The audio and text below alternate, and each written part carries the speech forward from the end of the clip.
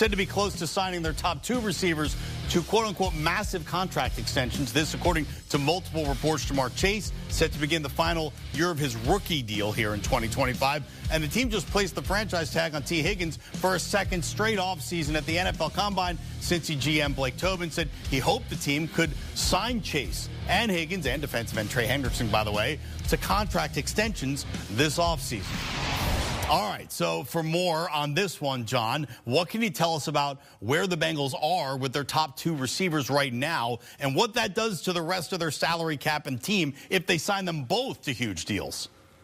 Well, Russ, first let me say I think everyone in Cincinnati is breathing a sigh of relief because Joe Burrow might have quit the team if they didn't get extensions done with both of these guys. And it feels like that is where this headed. It's going to be coming any day now. We saw Duke Tobin, the de facto general manager there in Cincinnati. He said at the Combine that Ja'Marr Chase is going to be the highest paid non-quarterback. So that makes it really tough to go in negotiations and offer him anything less than that. So I think it's pretty much a lock at this point that Ja'Marr Chase is going to check in at a number that is slightly over what Myles Garrett just got. So Garrett's getting $40 million per year. Maybe that means 40.1 for Ja'Marr Chase or 40.5. But it's going to be in that neighborhood. Then when you look at T. Higgins, that franchise tag number is $26.2 million. I think Higgins' target number right now is to be the top paid number 2 receiver. And right now that honor belongs to Jaylen Waddle, who is making $28.25 million per year. So that puts Higgins probably in that $28.5 to $30 million per year range. So now, if he gets that, you're looking at $125 million per year to Joe Burrow, T. Higgins, and Ja'Marr Chase. But the upside here for the Bengals, the team that has $25, $30 million in cap space right now, is when you get these extensions done, you can kind of kick their cap hits down the road. Higgins would have a $26.2 million cap hit on the franchise tag this year. Chase, he's in that option year in the 5th year. That's a $21.8 million cap hit. So you knock that $47 million total down some. It will give the Bengals some more cap space. And who knows, maybe that allows them to get a deal done with Trey Hendrickson. So this is great news all around for the Bengals to get these 2 deals done. All right, Cincy fans, as you said, maybe a little bit of a sigh of relief. If they can bolster the defense, they'd probably be a little bit happier as we move along in this offseason. Look, no team was hit harder by injuries in 2024 than the 49ers. No team's roster has been ravaged so far more in this offseason than the Niners. Deebo Samuel to the Commanders. That was the headline deal out of San Fran. But this team has seen about half of its starters go elsewhere for whatever reason since the new league year opened on Wednesday. Check this out. So far, other teams have spent a combined $321 million on 49ers free agents, while the Niners themselves have spent just $37 million on incoming players. $7 million overall and $5 guaranteed. Quarterback Mac Jones as part of that, by the way. It is the largest free agent spending deficit in NFL history at this point. John Breach, it was Niners GM John Lynch who said he wanted to get his team younger and cheaper in 2025. I don't think he was lying. Apparently, though, but what cost here for John and the Niners? Is it time to panic if you're a Niners fan, or maybe have some patience now that they've got rid of so many guys? Now, Russ, I'm going to say this. I don't know if it's quite time to panic, but I'd be kind of looking up in the sky wondering about what the heck is going on in San Francisco. I will say, look, John Lynch gets the benefit of the doubt. This team has been to 4 NFC title games in 6 years, 2 Super Bowls in 6 years. So when you have a track record like that, you have to trust your head coach, trust your general manager. Now, did they really need to blow things up and start over? As you said, it's not like they were terrible last season. They just got hit hard by the injury bug, which happens. Some teams just get hit with that bad luck.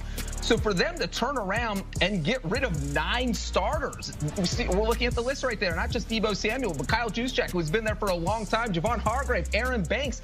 And it's not like these are players that don't have anything left in the tank. We can tell by how much they were coveted in the free agency that these players can still play. That's why they got that $321 million combined. So it is interesting to see what the 49ers are trying to do there. Obviously, they do have to worry about the Brock Purdy extension, but again, that's not about saving money in 2025, because when guys get those huge contract extensions, the big salary cap hit doesn't come in that first season. So it just seems like John Lynch, when he said we're getting younger and cheaper, we saw the Rams do that. The Rams decided that's going to be our entire strategy. It somehow worked out. Part of that was because they were able to draft well. They win the NFC West, get to the playoffs. It feels like John Lynch is trying to emulate what they're doing in Los Angeles. So definitely surprising offseason for the 49ers, and there's going to be a lot of questions. They're maybe even on the hot seat if they are not good this season, but I do think they'll get at least 2025 to kind of figure things out and figure out their game plan going forward. Yeah, there still is a lot of talent on that San Francisco team. Even with all the people they shipped out,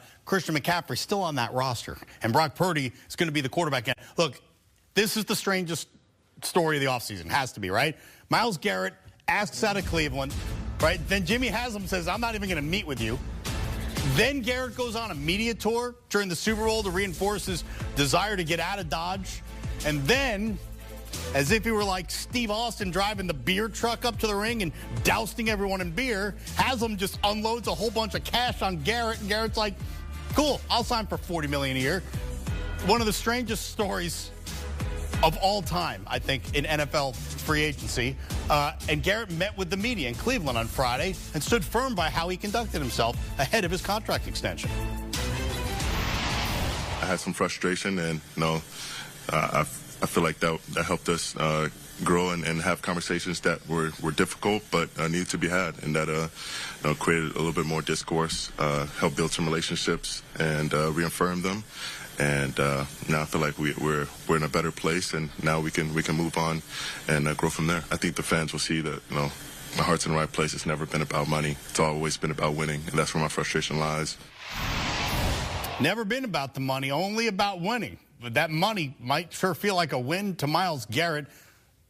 Are the Browns any closer to a Super Bowl now than they were a day ago? Russ, it's interesting. You mentioned Steve Austin earlier. I'm going to mention another wrestler, the $1 Million Man. His famous catchphrase was, everybody has a price. Everybody's got a price. And look, Myles Garrett a month ago was saying, not only do I want to trade, but I'm not going to accept a contract extension. I'm going to turn down any offer they make me. And you have the Browns come out and say, all right, well, what if we throw $40 million per year at you? And now there we are. Garrett's at a press conference because he agreed to that deal. And I'm not sure this makes sense really for either side. If you're the Browns, you're not 2 or 3 players away from winning the Super Bowl. You're not even 2 or 3 players away from winning the AFC North. That is a stacked division with the Bengals, the Ravens, the Steelers. And so that $40 million, and you had traded, if you had traded Myles Garrett away, you get draft compensation in there, you save the money. That is how you rebuild your roster. And I think if you're Myles Garrett, the reason you didn't want to return to Cleveland is because they haven't proven that they can build a winner. And that's what was frustrating him so much. Well, now that they're paying Garrett that money, they don't have a quarterback that can be their starter. Obviously, they traded for Kenny Pickett. I don't think he's going to be the starter in September. So now if you're the Browns, maybe you draft a quarterback. Maybe you still have a shot at Russell Wilson. But it just doesn't feel like this team is better than it was yesterday. And the Myles Garrett contract only hampers them even more. So it's kind of a bizarre situation in Cleveland because he wants to play for a winner. And I do not think this team is going to be a winner in 2025. Myles Garrett at least is wealthier than he was the day before. John Breach, thank you very much. There will be more from where this came from. I'm happy you mentioned, by the way, the AFC North. The Browns, they haven't been as much as a division winner since 1989. It's the longest run of futility as such. Still going today. The Ravens, Steelers, Bengals, they've all had some form of joy in recent years. Not so much for Northeast Ohio. Jets fans have had it bad. Raiders fans, too, and worse in some MVP. Cooper Kupp, released by the Rams, will be signing with the Seattle Washington, went to Eastern Washington, and now will be playing in Seattle as a member of the Seattle Seahawks. All right, with that notion of Cooper Kupp to the Seahawks swimming in our brains, we say hello, CBS Sports NFL writer John Breach. John, you wrote on CBSSports.com, was Seattle the best fit for Kupp? Both he and Seattle seem to agree with that. So how and why are the Seahawks better now with Cooper Kupp on their roster? Well, I think from Seattle's end, they had to add a receiver if they want this offense to be any good. You look at what they've done this offseason. They traded DK Metcalf to the Steelers. They cut Tyler Lockett. So now you got to make up ground at some point. And yes, they did add Marquez Valdez-Scantling, but he has a completely different skill set than Cooper Kupp, who was a possession receiver. So you bring him in, now you have Jackson Smith and Jigba, and now you feel a lot better about your offense if you're the Seahawks. If you're offensive coordinator Clint Kubiak, you feel really good about kind of designing something for this receiving crew. So this does make almost won the NFC West over the Rams in 2024. Now you get to play the Rams 2 games a year, and you get to prove to them that you still have some gas left in the tank. So I think the Seahawks are thrilled that Cooper Kupp chose them, and I think Cooper Kupp is going to be motivated to have a huge year in Seattle. All right, so the Rams were happy to let Cooper Kupp go. Maybe not happy, but at least they let him go. The Seahawks let DK Metcalf go. They traded him away. Cincinnati Bengals taking a totally different track here. Đây,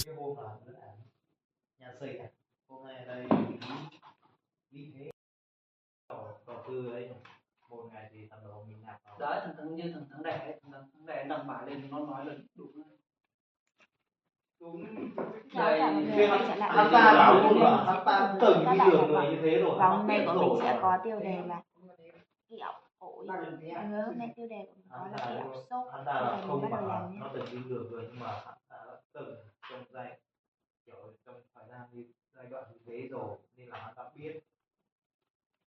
Không phải đi lừa đâu mà, tức là hắn đấy là được vào một trong một cái nhóm. Không phải. Mà bọn nó tư vấn đó. Từ ngày xưa. Đấy là hắn ta bảo từ ngày xưa cơ, không phải là bây giờ. Từ ngày xưa, từ cái thời mà hắn ta đi học hay là mới đi làm ấy, thì hắn ta cũng từng thấy rồi. Thì hắn ta cũng học đúng không? Cũng học bài đúng không? Thế thì không phải không biết gì đâu. Có đang 3 nhà dân học với lại nhà nào đấy? Tây vợ hát bố làm gì? Dân học là top 3 rồi. Nhưng top 1 đâu? Top 1 là cái sự cái tất gì? Tại vì nói là top 3 là điện cửa hàng điện nước cũ nên là cái đấy ai cũng biết. T và D. Hả? T và H. D và H đấy. Viết tắt hai tên kia. Top 1 là gì ấy? Chị gì vợ anh gì ấy?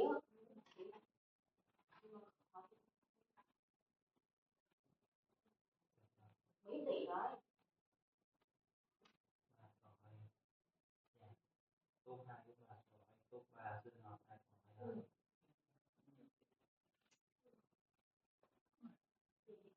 Đấy là chơi trò ấy Là cái đồng đấy, hiểu không? Cái đồng của gì nha, chị của Vinh Tích đây thì là cái đồng. cái con đồng khác đây. Đấy. Theo hiệu. Con chơi